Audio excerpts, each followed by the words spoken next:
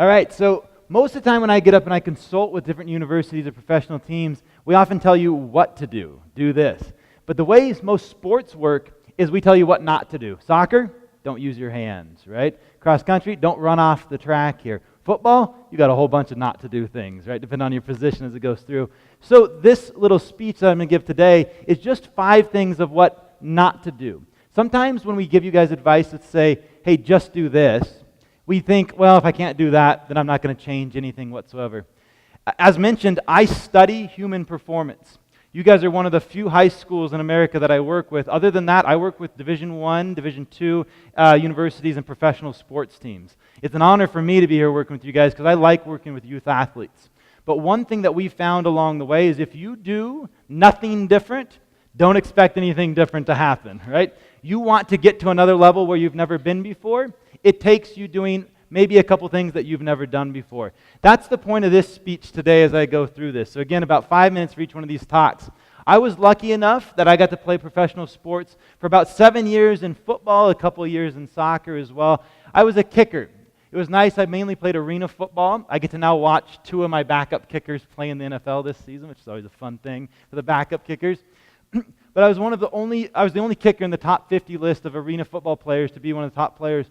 I attribute some of that performance that I was able to come to from understanding how the body works. That was my job, to study and look into how the body works, and that's what I still do this day, and I want to pass it on to you guys. It's not as complex as you may think. The body and how we work is interesting because it's not linear. It's not like you do X and then Y automatically happens. But we do know that if you do some principles correctly, including the 5 principles I'll share today, your performance will improve. So that's what I spend my time now doing. I use technology to study how athletes create and move, right? Create force and move. And my job, what I want to give to you guys today, is some tips of what can you take away from what we've learned along the way. So, without further ado, rule number 1 found in your folders. You may have already taken a look at this. If you want to improve your sports performance, this isn't only for the athletes themselves, for parents as well. Do not eat sugar for breakfast, right? And I'm talking about refined added sugars. I'm not talking about the sugars in fruits and vegetables. And here's why. I'll go through. It would be nice if that's the only sugars we saw. But as I've gone from campus to campus and watched what a lot of young athletes are putting in their body, it looks a lot more like this is the breakfast that I'm beginning to see. The problem with throwing energy drinks and a candy bar into your system early in the day is that you are often adding about 3 days worth of maximum sugar into your body. Now you may think, well, what's the problem, Nick, right? I don't have any problems with sugar. I'm 3% body fat or whatever it may be. By the end of this next 4 minutes, I hope to convince you otherwise of the danger of putting this into your bodies first thing in the morning. What we know is there's a lot of groups out there trying to tell us, hey, we're getting too many grams of sugar in a day, right? The American Heart Association says males, you shouldn't be getting more than 150 calories, females more than 100 calories. But the problem is a lot of our breakfast foods, they're desserts. In fact, they're worse than desserts, right? Look at this. Oh, you guys can't read that very well. The second one down is blueberry yogurt. It has about 15 grams of sugar. The ice cream next to it has 14 grams of sugar per serving, right? The oatmeal down there, the honey oats oatmeal, it has about, I think that's 25 grams of sugar. 5 Oreos don't even have that much sugar in them as well. Even the things that we think are kind of healthy, I have nothing against raisins or bran, but when Raisin Bran puts it into a box, they don't do us any service by adding both sugar and brown sugar syrup to this. You guys can't see it, but if you pour milk into that, that's 27 grams of sugar if you just have 1 cup of Raisin Bran. Now you might ask, well, what's the problem, right? Sugar, my body uses that for energy, which it does, but it's the refined sugars that we're seeing do this to you. These are the problems that we're seeing arise from putting sugar in your body, especially first thing in the morning. 1, it contributes to cancer and diabetes risk. Part of the problem is you're putting a very fast-burning fuel into your system. I know a lot of people that they like their vehicles. Maybe in this area, some of you guys like your vehicles as well. And if I said, hey, all you're ever going to put in your vehicle is the fastest burning substance you could find, you might say back to me, well, Nick, that's going to ruin my vehicle after a while. Don't you know that when things burn, there's this byproducts, and they could cause problems to my vehicle? Yes. The same thing is true of your body as well. And maybe that's not a big worry to you. I'm not worried about that. But let's go to number 2. All teachers, parents, right, and kids, You want to remember something better? Here's what we're finding. Those people that eat sugar, refined sugar, along with saturated fat, the American diet on a regular basis, you have smaller hippocampi than the average person. Your hippocampus, the little thing inside the brain that keeps track of memory for you, it shrinks. One of the reasons it shrinks is because too much sugar, especially early on in the day, will begin to cause inflammation throughout the brain. I'll talk about the brain a little bit later, but that's a problem. That's not just a problem for remembering knowledge, that's a problem for your body remembering skills as well. So we need to start to eliminate refined sugar out of the diet. You can read through some of the other ones, right? It speeds up the process of aging, increases visceral fat, the fat on the organs of the body. It weakens your immune response. But what I found a lot of athletes pay attention to is this last one right here. You know the athletes. Maybe you're one of them. You've done everything you can to build muscle, and by everything you can, you get to the weight room, you work hard, and then you say, it doesn't matter what happens. Nick, I eat 5,000 calories a day, and I can't gain a pound of muscle. When I talk to an athlete that says that to me, and I look at their diet, without fail, it's because their diet is mainly sugar. And I hate to tell you this, that sugar will not build muscle for you. In fact, it actually gets in the way of being able to build muscle. If you want to build bigger muscles, we need to take refined sugars out of your diet. And then if you started eating the building blocks, again, I'll talk a little bit more about those in the future, that's how we actually begin to see athletes gain weight. I've had athletes that they drink a milkshake before they go to bed. They wake up in the middle of the night and they eat peanut butter and jelly. Then they wake up the next morning and they eat 3 bowls of cereal. And they go, I don't get it. I can't gain a pound. That's part of the problem.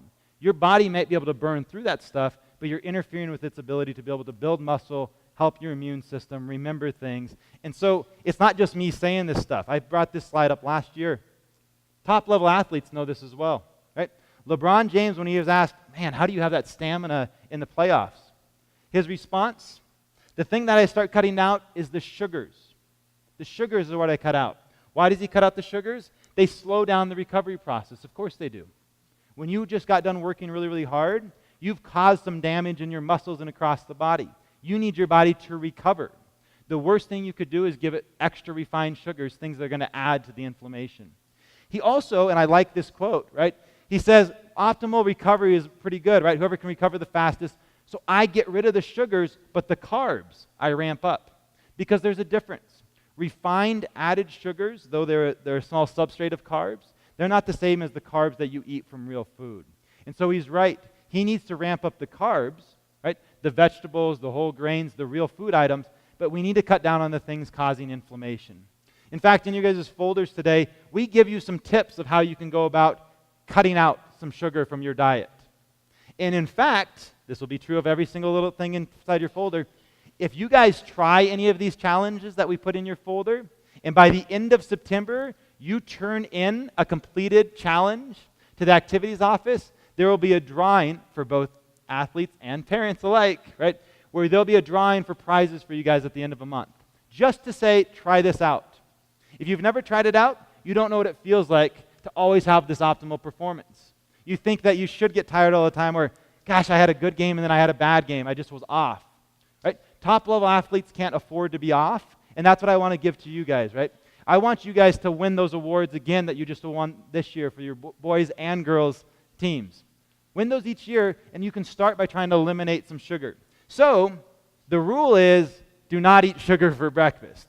But here's a couple things you could eat instead, right? One thing is you could say, okay, well, what am I going to eat if I don't have sugar?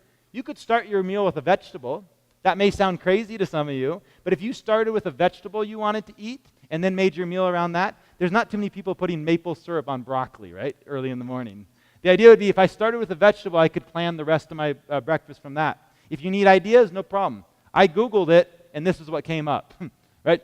29 ways to eat more veggies for breakfast. 10 easy ways to eat more. In other words, you don't need me to tell you about this. If you just started with a vegetable and you Googled it, you'd get a lot more out of that as well. Do not eat sugar for breakfast. Instead, you could, if you're in a hurry, instead of grabbing the energy drink and that bar, you could eat nuts and seeds.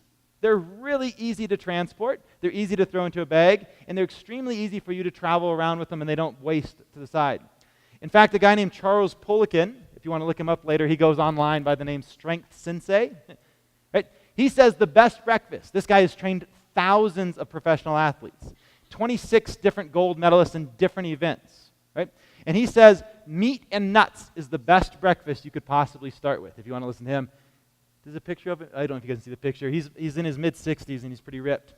He says this: breakfast is the most important meal of the day. You can break your fast right when you get up, or you can break your fast 4 hours later. Whenever you break your fast, what you eat for breakfast sets up your entire neurotransmitter production for the day. This is particularly important if attention span and concentration, which might be important in school and your sport, are crucial for your performance. He says, like in combat sports such as wrestling and judo, the meat and nuts breakfast raises both dopamine and acetylcholine, the two most important neurotransmitters for focus and drive. The meat allows for a slow and steady rise in blood sugar. The nuts provide a great source of healthy, smart fats that allows the blood sugar to remain stable. This is huge, right? In other words, you don't have to eat something sugary right when you get up. This guy who trains thousands of professional athletes says, you might try something like meat and nuts right around here. What about something like, I don't know, an omelet? Or is it omelets, right? I don't know if it's the French version of the American. Either way, load them up. Eggs are a really good thing that don't have any sugar in them as well. What about just real food? You'll hear me say this a few times. There is nothing better than real food. You don't need to supplement if you're eating real food. Often we try to turn to supplements to help our performance. Start with real food. That's the initial spot we have to start as we go through this. To give you an idea, I wanted to show you guys my breakfast, right? My breakfast this morning was this. What's here is pretty simple. There's some black coffee. This is ground bison meat, grass-fed bison, blueberries, nuts, and that's guacamole in the morning. It's delicious. Other than lunch today, that's it. That's all I'll have to eat because that energy lasts for so long. The idea behind this is you don't have to make it overly complicated. I make a big batch of meat and guacamole on Sunday. The nuts and blueberries just sit there. I could have that every day of the week if I wanted to, and it's cheaper than buying Pop-Tarts every day. So the idea here is if you could just start your day by just not eating sugar for breakfast, you would already be improving your performance. That's true of both our youth and our adults. So before we go on to the next rule, I want you guys to take 1 minute and tell the person to your right and to your left, what is one food that you could eat for breakfast that you have an idea of now that doesn't include added sugars? 1 minute, ready, go.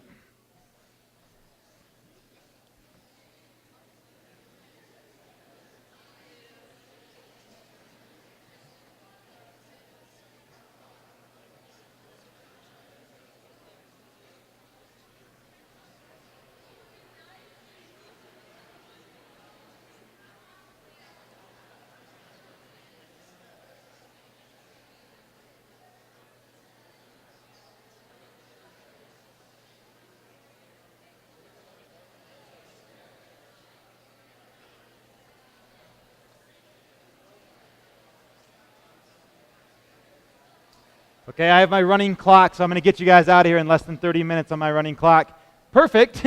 Maybe you write a couple of those down, remember those, because the idea here is it doesn't have to be overly complicated. And when I say sugars, notice I had blueberries in mind. They, of course, have sugar in them. We're talking added refined sugars into the diet, like those energy drinks, the candy bars. They don't do you any justice, and if nothing else, they're hurting your performance. At very best, very, very best, they are neutralizing your performance. Neither one of those leads to optimal performance. So if all you could do is not eat sugar for breakfast, we're off to a good start. Rule number 2 is just don't eat one color of food, right? What do I mean by that? Here's some colors. This is the color spectrum, kind of nice, right? When you look at the American diet, because all foods fall under all different colors, unfortunately, it's that. Beige, maybe, brown to yellow, right? There's a big problem with that. I'll have a few other experts tell you what the problem with that is. This guy's named Mark Hyman. He's the director of functional medicine for Cleveland Clinic. He says this: we are mostly unaware of the chemicals that are added to our foods, how the hormones, antibiotics, plastics, and toxins we eat in our everyday foods harm our bodies. How could we know that we are eating silly putty in our French fries? Of course. We got to bleach those things, of course. So when we bleach our food, we're using the same chemicals that are used in things like silly putty. Or that yoga mat softeners are often found in our bread. You guys might have seen the McDonald's hamburgers that never go anywhere, right? They never deplete. That's because they have these same chemicals in them that we put into yoga mats so that they don't deteriorate from your sweat. Right? Or the cancer-causing preservatives such as BHA and BHT, which have been banned in every other country but ours. Or the dyes and coloring agents in our macaroni and cheese that causes hyperactivity and behavioral problems in our children. Or the natural flavorings that are made from ground up animal parts. We don't think about those. We just look at the food and we go, oh, I'm going to eat that. It's surprising how easy it goes down. It's because that food that falls under that color, it lacks a lot of nutrients. And if we focus on eating macronutrients or micronutrients, we miss the point. You should be eating food. Here's another doc to say the same thing. Dr. Chatterjee, he wrote a book called How to Make Disease Disappear, came out this year. Do you notice something about that dead leaf on the side there, what color it is? In nature, a lot of dead things look like this. That's the color they are. It's because they lack nutrients.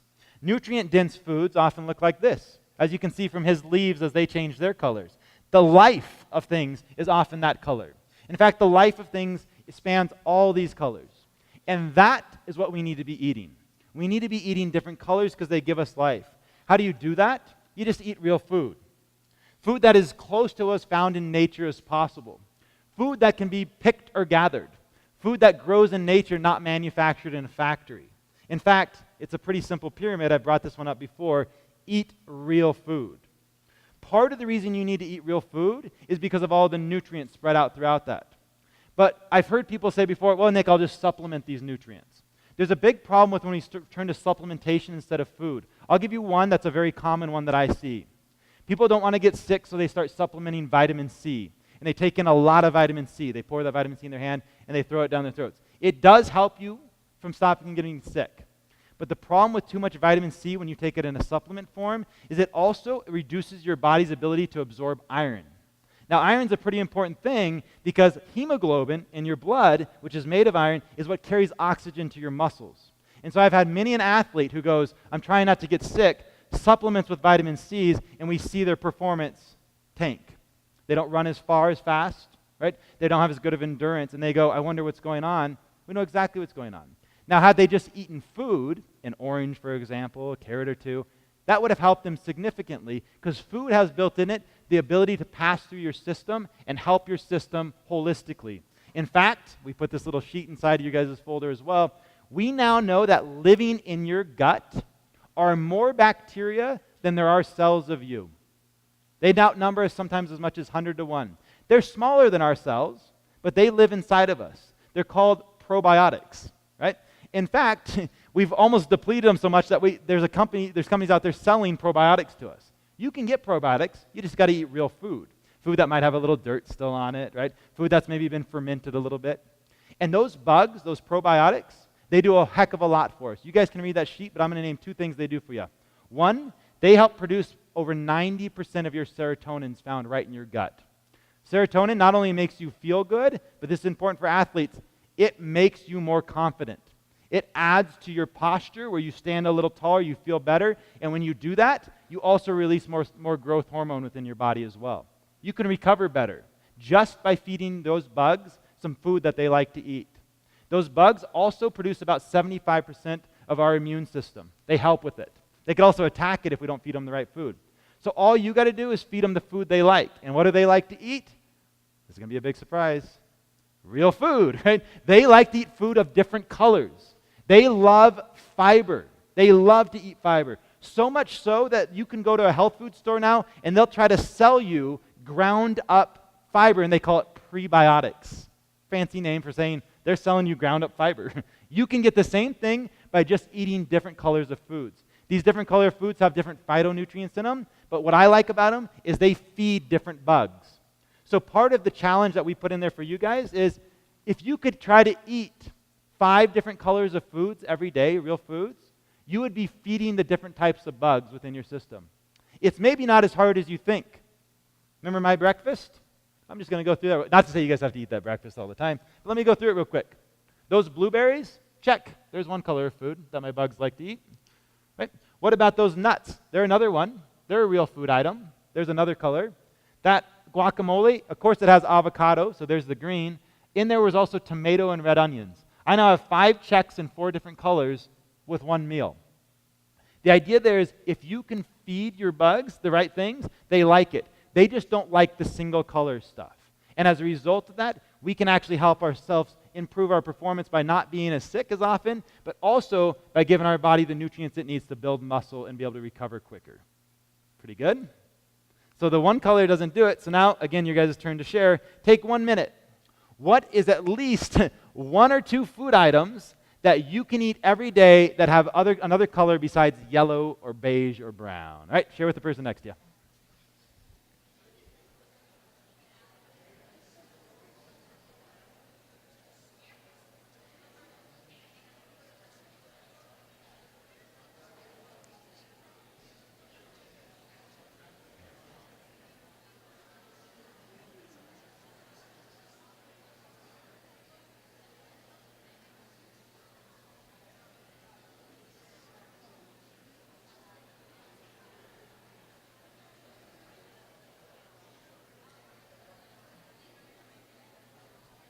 Okay, on we go. I've got about 10 and a half minutes. I think I can get through the next 3 in that time. So don't eat sugar for breakfast. Don't eat just one color of food. The next part, I'm going to get away from food a little bit. It'll still overlap here. But the next part is this. Don't miss the most important part of training, and that's your recovery, right? Your coach's jobs, when you step on that field or on that court into the pool, they're going to work you hard. Because when they work you hard, they understand how the body works a little bit. It's your job to then recover so you become stronger, faster, more explosive, more powerful. I'll just go through a few of the systems found in the body. Muscles. Muscles at their smallest bit, as this comes down, right? It's not school yet, so you don't have to get too scared of this part. They form these little things called myofibrils. That's the smallest muscle fiber. Every myofibril is made up of a thing called sarcomere. Every sarcomere has these little proteins inside of it called myosin and actin. Why do they matter to you? Because when you put myosin and actin under pressure, myosin's the one that looks like an M, the mountains, actin's the skinny one on top, they get stretched to a point where they have too much tension and they will begin to tear. In fact, the only way that you can get muscles to grow to be bigger and stronger is you have to stress actin and myosin to a point where they actually begin to rip just a little bit. Not too much, but you need them to tear a little bit. We need to put enough stress on the muscles. Walking won't do it for me, but maybe you're sprinting up a hill will, right? Squatting with no weight might not do it for me, but squatting with weight on my back might do it for me. And when we stress those muscles, we cause them to tear, and then they're ready to be repaired. The same thing's true of your bones. Your skeletal system, when it feels a force pushing down on it, if the force is high enough, it will begin to stress the bone a little bit, and as a result, the body will send these little guys to it called osteoblasts, and those osteoblasts will fix the bone and make it even stronger. Same thing's true of your connective tissue, right? Connective tissue doesn't have as good of a blood supply, so it can't recover quite as quick, but a little strain on connective tissue absolutely helps connective tissue grow as well. It looks a lot like the muscle fibers, doesn't it? One more system. Your endocrine system is responsible for creating the hormones found in your body. What's interesting about hormones is they only work if the receptors on the cells are open to take them in. It doesn't work if you just take more hormones, right? That does not work whatsoever. It works only if those receptors open up to accept those hormones in the body. How do you think you get those receptors to open up? You might have guessed it. You have to stress them out. You have to put them under enough pressure through sprinting, through lifting, through jumping, that they actually respond and open up so hormones can go into them. You even see this echoed throughout the things of why we prescribe certain weight trainings. If I'm trying to get you to be stronger or more powerful, I'm taxing your nervous system. So I'm going to do lower reps with heavier weight. That makes sense, because that's what it would take to tax the nervous system and the muscles. I want your muscles to build as well as your bones. I might prescribe something that falls in the 8 to 12 rep range. Why? Because 8 to 12 reps under that much stress puts the muscles and bones under stress for a long enough period of time that the body's going to respond to that. Maybe my goal is not to stress those out too much, but I want endurance to kick in. Maybe I have you do something for a longer period of time. This entire idea of why your coaches have you do 3 sets of 5 or 5 sets of 3 is based upon your body's ability to respond to that. But all this stress follows the same stress response of everything within our body. Our body feels a stress, so it takes it out of what we call homeostasis. We feel a stress, so the body is taken back by it, and it responds. Your body has the amazing ability to respond with more force to come back at it, right? So you put somebody against stress, they're going to come back even harder against it. Your body will start to release cortisol to make your be able to use energy quicker. It'll start to release growth hormone and testosterone to rise your muscles to the challenge. But you can't stay in a stressed out position for very long, so you need a break so the body can respond. Because if you stay out in stress position for too long, I put so much weight on the bar for you to do bench press, you can only do 5 reps, and I'm telling you to do 20, you can't. If you rested and you waited a few minutes, you might be able to do a few more, and then you could rest again. Well, we not only need to do that in the small, the micro, but we need to do that in the macro. After a long practice, a long game, you need to be able to let your body recover to make it come back to higher. When I look at this from sports performance, I worked with a couple athletes that we've sent to the Olympics sprinting. Sprinting is highly dependent upon the nervous system. The body's ability to send a signal very quickly to the muscles respond back and come back to fire against the ground. The only way that those athletes can be able to do that is if we give them a big enough break. Run 100 meters as fast as possible, now wait a few minutes. Run 100 meters as fast as possible, now wait a few minutes, not a few seconds. Then we give them a rest and come back. What happens when we do that is we see that this training stimulus, right up here, you can see, we rebound. If you don't recover, you actually begin to break down and become overtrained. The idea here is that's your responsibility as the athlete. That's your job to be able to recover. So I'm going to give you the top 2 ways to recover. Number 1, we talked about this last year, sleep. The very best way is you need to sleep. The problem I see with young athletes, though, is they will prepare for their sport like nothing else. They'll practice, they'll study plays, they'll get ready for all this stuff, and then they miss the most important part. When it comes to sleep, they go, I'm going to talk to friends late on my phone. That's the most important part of the whole training. Last fall, with one of the university teams that I worked with, we cut a player because he posted after 10 p.m. on his social media. I'm not saying your coaches have to do that, but we cut him because he didn't care enough about his body to get sleep, and we knew he wasn't going to be at his top performance the next day. So you need to sleep. Here's some tips to help you out with sleep. Right? 1 is prepare for the morning. If you're thinking about the morning the night before, it's going to be hard to sleep. It's easy. Every single one of our university athletes we work with, they put out the clothes they're going to wear in the morning somewhere where they don't have to think about it come morning. It relieves a little bit of stress. The other thing that we do is all technology is turned off by a certain hour. Why? Because when you look at a blue screen, it lights up into your, right? Melatonin shoots through here, the opposite of melatonin, it begins to get suppressed, and you begin to wake back up. We need to put screens away and unplug as quickly as possible. Clear our mind. We do this real easy. Every single one of our university athletes, they journal for 5 minutes before going to bed. What do they journal about? Anything. It doesn't matter. But we know that the process of writing something down clears their mind to be able to get ready for bed. You could read. How many of your textbooks have you fallen asleep reading before? That's a good way to fall asleep at night as well as it goes through it. We can also keep a consistent schedule, which helps quite a bit, and then try to avoid all stressors within 2 hours of going to bed. These sound pretty simple, and they are, but too many athletes skip this part, and it's extremely important. So we need to find ways on our own to say, I need to do this stuff. 1 or 2 of those, just adding to your routine, would help your performance go up significantly. You also need to find ways just throughout the day to calm your mind a little bit. So, I'll give you a couple of my tips in a second, but to take a break from my voice, tell the person next to you, what are 2 or 3 ways that you calm your mind, right, each day to help with recovery? Right? Go ahead.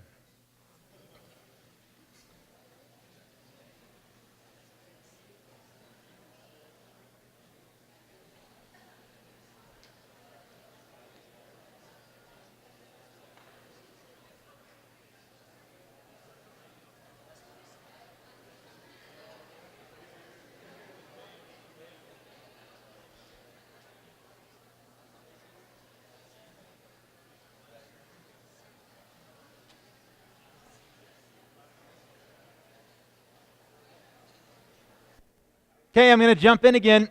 Some of the favorites I've heard from some of our college athletes that we work with, listen to some music.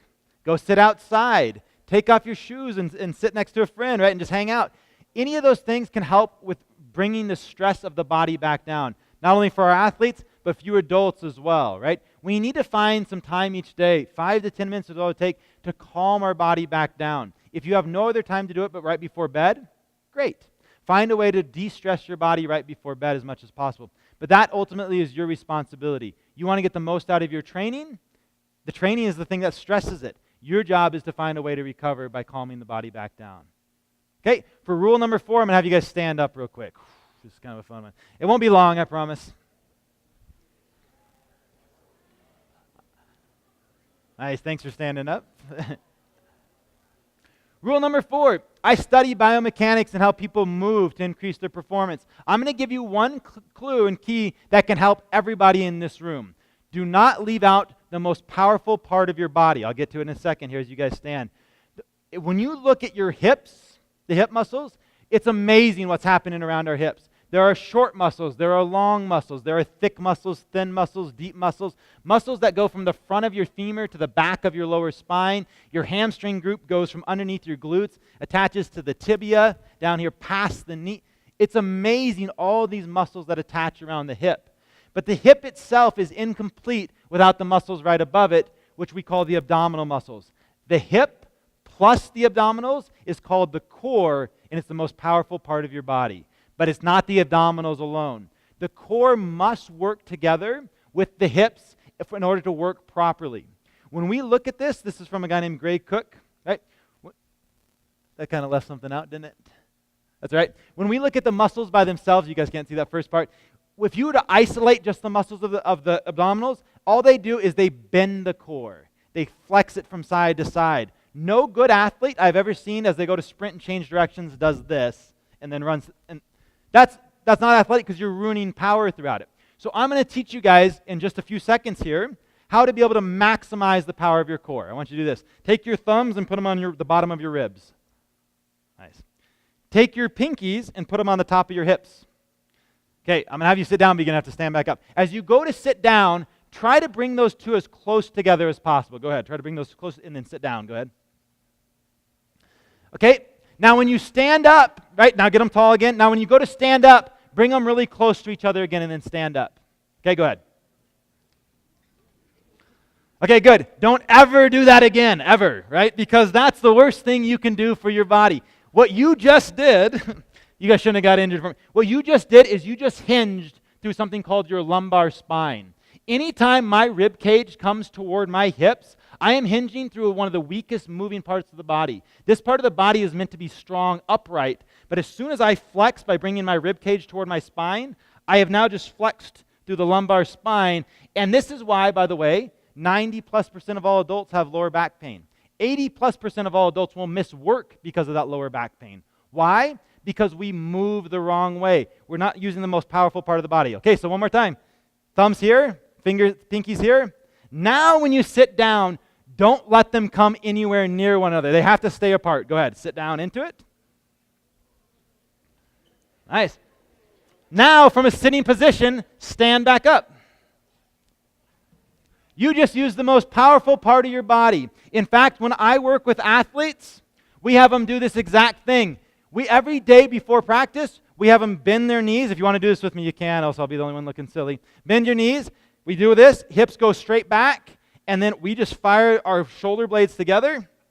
And now try to keep those shoulder blades there and lift up. You should feel that through your lower back. And what happens here is we are training. Good, you guys can take a rest. You can take a seat. We are training your posterior to do its job. Your posterior chain can absorb force better than any part of the body. Our rib cage and our hips have no business coming near each other. They need to stay away from each other. I don't care if you become a kicker, a golfer, a swimmer, you're looking to sprint and change directions. We don't want rib cage to come toward your lower back or towards your hips. That's true when we go to sit down in class and when we go to stand up out of class. That's true when I go to pick something up out of a lunge or when I go to squat or I get into an athletic position ready to go somewhere. My rib cage needs to stay away from my hips. By doing so, I will engage the most powerful part of the body, the core. So your job, adults and youth alike, is now for the rest of the day, every time you go to sit down, stand up, roll around, make sure that they don't come anywhere near each other. I have a 13-month-old. When I put her on her back, guess what she does to get up? She rolls to her stomach and pushes herself up, and her rib cage never comes toward her spine. We learn this bad habit through sitting too often, and all you have to do is be aware when you sit and when you go to stand, don't let these roll toward each other. So your rule number 4 is don't leave out the most powerful part of your body. It's a real easy thing to do. Once you start moving around, I've been doing it the whole time. I hope I don't look too weird standing up here. But the idea is, it's not a weird thing. It's actually using the most powerful part of the body by keeping that away. Finally, rule number 5 for you guys to get there. Rule number 5 is do not ruin the roadways of the body. The roadways of the body is our ability to communicate. It's amazing. All I have to do is think, move, and it moves. Now think again, move back. That's it.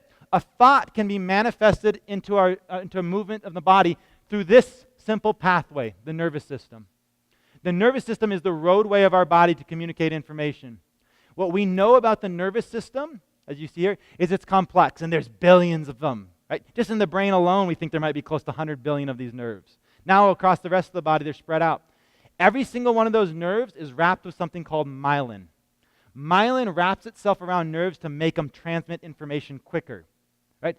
A professional baseball player, they have more myelin running from their core muscles and shoulders up to their brain than a youth baseball player does. Their pathways have been reinforced with something that can help them superconduct their speed. Right? The brain sits at the center of all of this. The brain is controlling all of these movements, mostly at the unconscious level. It's processing thousands of bits of data per second, right? While your conscious brain maybe can take in 40 bits of data per second. When people are asked about this in studies, everybody, well, not over 90%, I don't know what the other 10% are thinking, think that brain health is very important. It is. It should be 100%. Brain health is important. But most people, when you go, how do I take care of my brain and the central nervous system? They go, I don't know. So I'm going to teach you guys that today in the next couple slides. Here's how you take care of your brain and the nervous system. First, you must know this. That brain, it's about 60% fat. It's the fattiest organ in the body. That's why when we cut into it and look at it, we see all these gray and white type structures. That's myelin. That's myelin that's wrapped itself around all those nerves, and it's transmitting information at a very quick speed. If it's made of fat, it needs fats to be able to build it up. It has to be something that we ingest to be able to be a building block for it. We also know this about the brain. It's sucking up about 20 to 25% of all of your energy needs. The good thing about that is it can process a lot of information all at once. The bad thing about that, just like the car example I brought up at the beginning with sugar, it has a lot of byproduct. It is when you produce energy by breaking things down, you have byproducts that your body has to get rid of. We call those byproducts oxidizing agents. Because when your body uses oxygen to break them down, they have this byproduct that can cause problems. They're called free radicals. Those oxidizing free radicals, they can get eliminated from your system by something we call antioxidants. And so if you can put antioxidants into your body, hint, they're found in all those different colors of foods throughout the time, then your brain can operate at its absolute best. So what we know is that what this means is that we have to give our brain and our central nervous system not only the food that fuels it, but we also need to give it the fuel that helps it build correctly and get rid of waste. It needs healthy fats, and it needs antioxidants. So I'm going to give you a few of those. This guy, Max Lugavere, he wrote a book called Genius Foods. And here are the top 10 genius foods according to him, right? He said about these foods that are listed up there, you look at them, he said he loves them so much because either they have one or both of these characteristics. They have good fats that help our cells wrap myelin around themselves, protect the cell membrane to communicate better, and or they also have very high antioxidant agents within them. Blueberries have different phytonutrients than, say, broccoli does because they're different colors from one another. Extra virgin olive oil is a natural oil. Dark chocolate, right, not Hershey's, right? Dark chocolate actually has these flavonoids found within it that help you get rid of these oxidizing agents. What you notice about all of these things is the same thing I preach every time I come here, and I'll preach again every time I talk to you guys. They're all real food items. Every single one of them is a real food item. If you want to increase your performance of your nervous system, of the brain, you need to give it real food. Because it doesn't care about what your macros are, your micros are, or what you supplement it in. It cares that it can operate, and it needs these building blocks to be able to operate functionally. If to help you guys try to eat some more real food, we also included a final challenge in there about eating real food in your packets as well. The reality is, as long as you eat real food, your body has an amazing ability to use it very well. It's when we got wrapped up into the science of what can optimize performance as a nutrient that we got led astray. The best thing you guys can do is eat real food whenever possible. So, this is my second last final slide. That's it. If you can just not do these 5 things, you're going to be on your way to optimizing your performance. Just don't eat sugar for breakfast. That gives you a lot of other options to do, right? Just don't eat just one color. Try to find real food that actually comes in a few different colors. Don't miss the most important part of your training. You just worked hard and sweated, right, and pushed yourself to the limit. Now do the most important thing you can do for yourself and recover, right? Get back to where you can sleep and actually calm the mind back down. Don't leave out the most powerful part of your body. A simple trick is just to watch yourself and watch your rib cages come down to your hips. Don't let them fold. If they do, right, we've just lost our ability to produce the most amount of power, and we're putting strain on the lower back. Number 5 was don't ruin the roadways of the body. You ruin the roadways of the body a few different ways, by giving it the wrong fuel, but also by doing bad reps. Myelin doesn't wrap itself around if you go to throw like this, and then you go to throw like, you need to throw properly. You need to tackle properly, sprint properly, right? You need to jump properly. That's why your coaches spend so much time on technique. How you move is what will allow myelin to wrap itself around the nervous system quicker. Quality of movement is much more important than the quantity of movement. So pay attention to how your body is structured. The bonus rule, those are the 5 big rules. The bonus rule is don't wait. Why wait for something that can be done today till tomorrow? There's lots of quotes out there like these things. Even if you're on the right track, you'll get run over if you just stand there or sit there. You don't have to be great to get started. You have to get started to be great. John Wooden's quote in the bottom, the most important key to achieving great success is to decide upon your goal and launch. Get started. Take action. Move. So my hope for you guys, right, is that you take the action to at least not do these 5 things that we talked about today. I look forward to coming check in on you guys throughout the semester, see how the sports go this year, and appreciate you guys having me down. Thanks.